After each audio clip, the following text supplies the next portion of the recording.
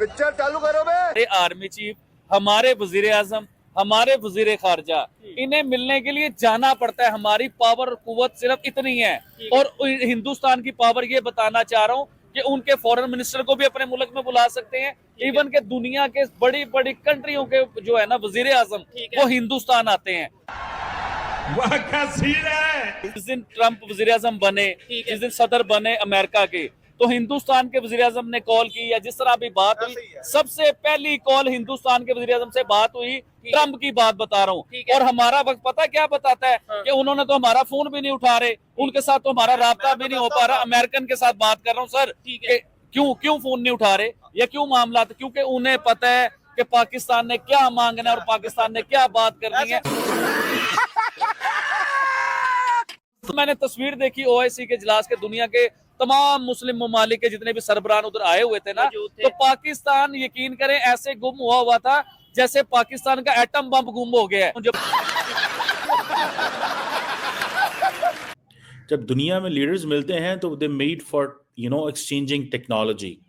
They talk on artificial intelligence. They talk on how to empower the youth in new critical and emerging technologies. इसमें बात की जानी चाहिए, ना कि हम ये कहते रहें जी हमारा पुराने बड़े ताल्लुकात हैं।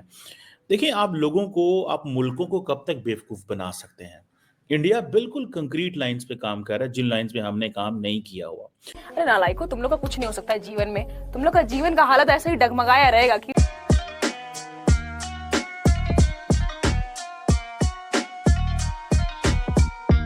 खबरें इस तरह हैं कि इंडिया के जो डॉक्टर जयशंकर है ना, उनके फॉरेन मिनिस्टर जो हैं, इन्होंने जाना था सऊदी अरेबिया। उधर इनका एक इजलास था, इनकी मीटिंग थी, इनके पूरे वक्फ ने, पूरी टीम ने, इन्होंने जाना था उधर, प्रॉपर एक मीटिंग होनी थी। लेकिन मसरूफियात की वजह से, असल खबर ये है, मसरूफियात की वजह से डॉक्टर जयशंकर जो है वो सऊदी अरेबिया नहीं जा सके। लेकिन उन्होंने ये सोचा कि सऊदी अरेबिया हमारी ब्रदर कंट्री है, हमारे दोस्त हैं, तो हम जो इन्हें बुला लेते हैं अपनी कंट्री में। तो इस तरह वो आए, उन्होंने सऊदी अरेबिया के, मैं आपको फर्क बताने लगा हूँ कि सऊदीया के फॉरेन मिनिस्टर हिंदुस्तान आए, हालांकि डॉक्टर जयशंकर ने सऊदी अरेबिया जाना था अपने वक्त के साथ मीटिंग करने के लिए। मैं इधर बताने लगा, मैं उनकी अंडरस्टैंडिंग, उनकी पावर, उनकी दोस्ती, उनकी मोहब्बत बताना चाह रहा हूँ कि मुस्लिम कंट्री के साथ उनकी दोस्ती क्या है। हम कहते हैं कि हम मुस्लिम कंट्री हैं, जो सब मैं आपसे सवाल करता हूँ कि हम कहाँ पे खड़े हुए हैं मुस्लिम कंट्री।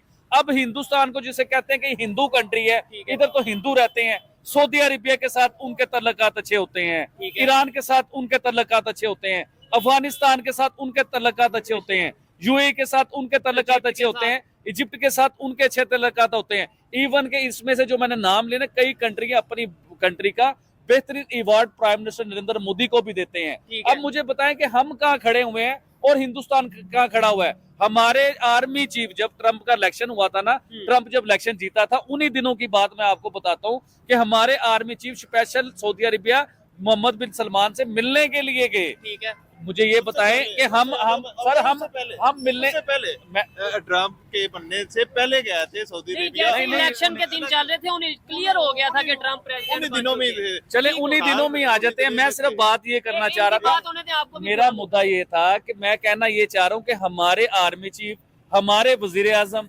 हमारे वजीर खारजा, इन्हें मिलने के लिए जाना पड़ता है। हमारी पावर और कुव्वत सिर्फ इतनी है। और हिंदुस्तान की पावर ये बताना चाह रहा हूँ कि उनके फॉरेन मिनिस्टर को भी अपने मुल्क में बुला सकते हैं।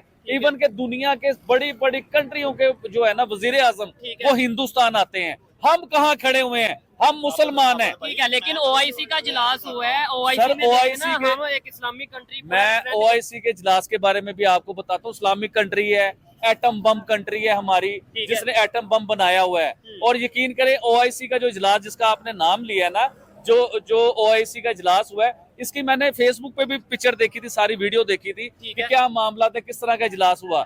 जब मैंने तस्वीर देखी ओआईसी के इजलास के, दुनिया के तमाम मुस्लिम ममालिक के जितने भी सरबराह उधर आए हुए थे ना, तो पाकिस्तान यकीन करें ऐसे गुम हुआ था जैसे पाकिस्तान का एटम बम गुम हो गया है। यकीन कीजिए कि पाकिस्तान के, एक सेकंड, थोड़ी सी रह गई है।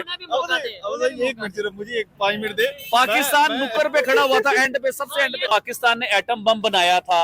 उस टाइम ऐलान हुआ था कि जितनी भी इस्लामिक कंट्री है ना, इनमें सिर्फ पाकिस्तान है जिसने एटम बम बनाया, पाकिस्तान सुपर पावर बन गया इस्लामिक कंट्रियों का।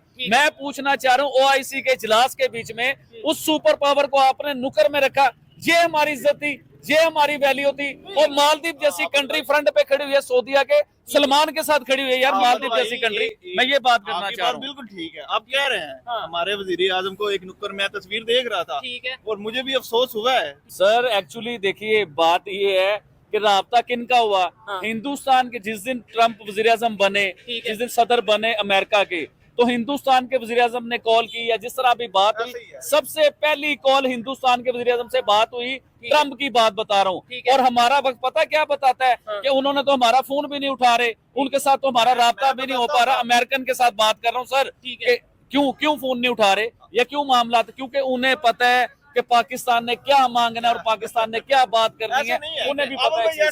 दोस्तों, नरेंद्र मोदी साहब भारत के वजीर आजम जो हैं, he is left for France, और इसमें जो स्टेटमेंट जारी की गई है इंडियन अथॉरिटी से, वो बड़ी इंटरेस्टिंग स्टेटमेंट है। आपको याद होगा, वैसे तो ये एआई समिट के लिए जा रहे हैं। I think that's what visits should be like.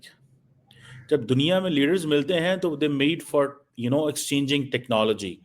They talk on artificial intelligence. They talk on how to empower the youth in new critical and emerging technologies. इसमें बात की जानी चाहिए, ना कि हम ये कहते रहें जी हमारा पुराने बड़े ताल्लुकात हैं। देखिए, आप लोगों को, आप मुल्कों को कब तक बेवकूफ़ बना सकते हैं? इंडिया बिल्कुल कंक्रीट लाइंस पे काम कर रहा है, जिन लाइंस पे हमने काम नहीं किया हुआ। आपको पता है, मैक्रोन एंड मोदी की there is a personal chemistry, ठीक है जी। लास्ट टाइम जब एमनुअल मैक्रोन आए थे एज ए चीफ गेस्ट, ठीक है जी, जब इंडियंस कहते हैं कि बाइडेन ने डिच कराया था इंडिया को, ठीक है जी, और ये उन्होंने डिच कराया था, तो हम लोग फिर वी वेलकम्ड। और जब उनको याद है कि रोड शो हुआ था, उन्होंने रोड शो किया था, और उस रोड शो के अंदर ये सारी चीज़ें, जयपुर के अंदर आई थिंक रोड शो किया था। बड़ा, वो जिसे कहते हैं ना, कोई आसान काम नहीं होता रोड शो करना, is a very technical thing. आवाम के सामने निकलना, बैठना, बात करना, इशारे, हाथ हिलाना, this and that. And then आपको पता है कि हिस्ट्री है इंडिया और फ्रांस की, स्टार्टिंग फ्रॉम याक शिराक, जो फ्रेंच पीएम हुआ करते थे 1976 में। उन्होंने जिसे कहते हैं ना, बड़ी सपोर्ट की इंडिया की, ठीक है। और फिर पीछे से आप चले आए तो अब वो एक वो शांज़ेलीज़े के ऊपर नरेंद्र मोदी का जाना, जहाँ पे वो फ्रांस ने ड्यूरिंग वर्ल्ड वॉर 2 और वर्ल्ड वॉर 2 के 1 एंड 2 के जो मेमोरियल्स हैं, वहाँ पे इंडियन फ़ौज का परेड करना, बैस्टाइल डे के ऊपर, that was something very big.